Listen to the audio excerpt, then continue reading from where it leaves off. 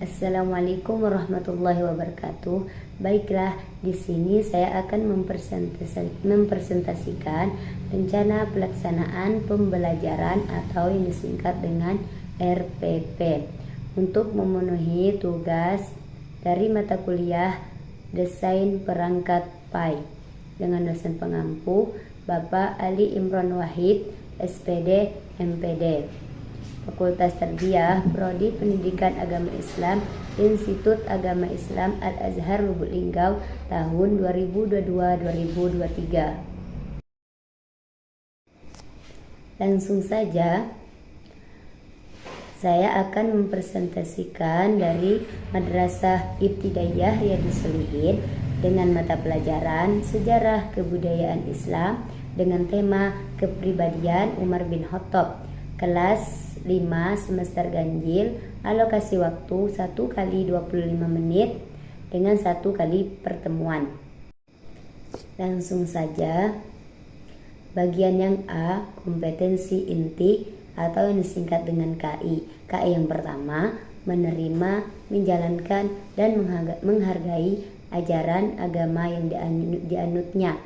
KI yang kedua, menunjukkan perilaku jujur, disiplin, tanggung jawab, santun, peduli, dan percaya diri dalam berinteraksi dengan keluarga, teman, guru, dan tetangganya, serta cinta tanah air. KI yang ketiga, memahami pengetahuan faktual dan konseptual dengan cara mengamati, menanya, dan mencoba berdasarkan rasa ingin tahu tentang dirinya, makhluk ciptaan Tuhan, kegiatannya, benda-benda yang dijumpainya di rumah dan di sekolah dan tempat bermain.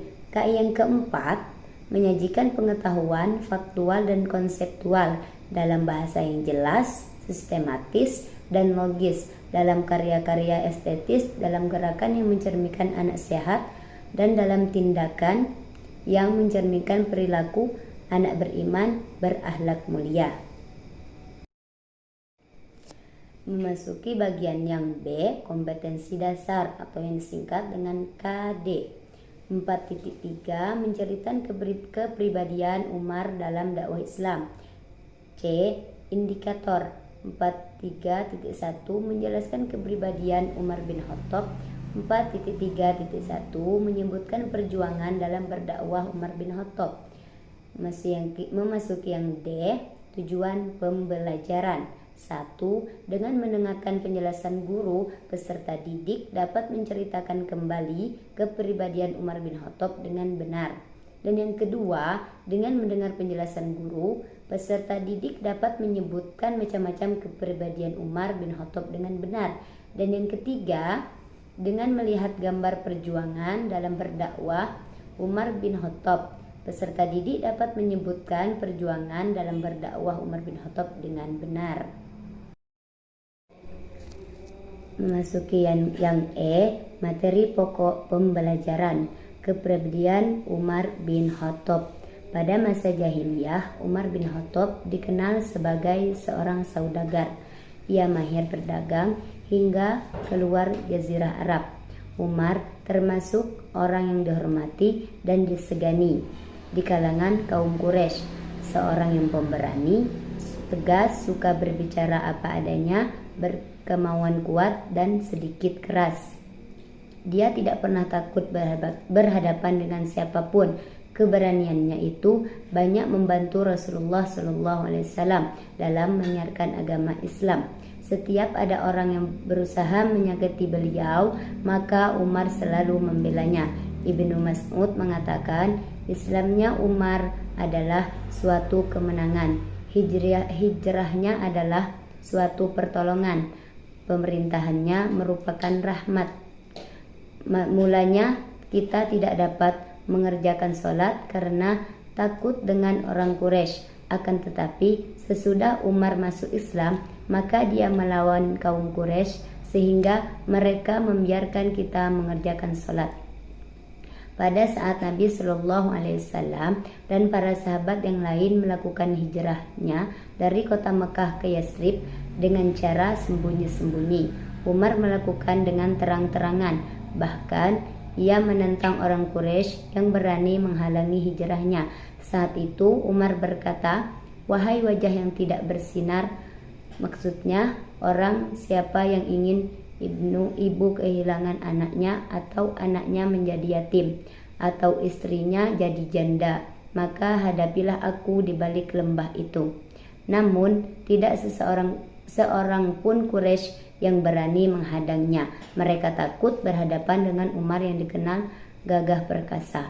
Perjuangan Khalifah Umar bin Khattab dalam berdakwah.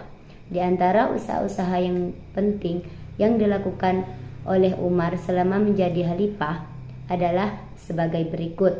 Yang pertama, mendirikan lembaga-lembaga yang mengatur bidang sosial dan hukum. Yang kedua, mendirikan Baitul Mal. Yang ketiga, menetapkan tahun Hijriah. Yang keempat, membuat mata uang. Yang kelima, membangun angkatan perang. Yang keenam, mengatur gaji pegawai dan tentara. Yang ketujuh, memberantas kebatilan dengan berani dan bijaksana. Dan yang kedelapan, memperluas wilayah kekuasaan Islam. Selanjutnya, yang F, pendekatan strategi metode. Pendekatan saintifik, metode, tanya jawab, ceramah, strategi, piktur dan piktur. Selanjutnya yang G, media atau alat dan sumber belajar. Media bisa berupa gambar, papan tulis, dan PowerPoint. Untuk sumber, Kementerian Pendidikan Agama 2015, buku guru sejarah kebudayaan Islam. Buku guru Kementerian Agama 2015, buku siswa sejarah kebudayaan Islam. Buku guru Kementerian Agama Jakarta. Kemudian bagian yang H, kegiatan belajar mengajar atau langkah-langkah kegiatan belajar mengajar atau skenario pembelajaran. Yang pertama, pendahuluan atau kegiatan awal, yaitu meliputi orientasi, persepsi dan pretest, tujuan, dan juga motivasi. Yang kedua, kegiatan inti, yaitu meliputi mengamati, menanya, eksplorasi atau eksperimen, menalar, dan juga mengkomunikasikan. Dan yang terakhir yaitu yang ketiga, penutup. Bagian yang terakhir, yang I, penilaian. Dalam hal ini, penilaian hasil dari belajar siswa yang kami lakukan yaitu yang pertama, teknik berupa tes, dan yang kedua, bentuk soal berupa esai atau uraian, dan yang terakhir yaitu yang ketiga, jenis tes, dalam hal ini menggunakan tes lisan. Baiklah, hanya itu yang dapat saya presentasikan rencana pelaksanaan pembelajaran sejarah kebudayaan Islam. Saya tutup dengan Assalamualaikum warahmatullahi wabarakatuh.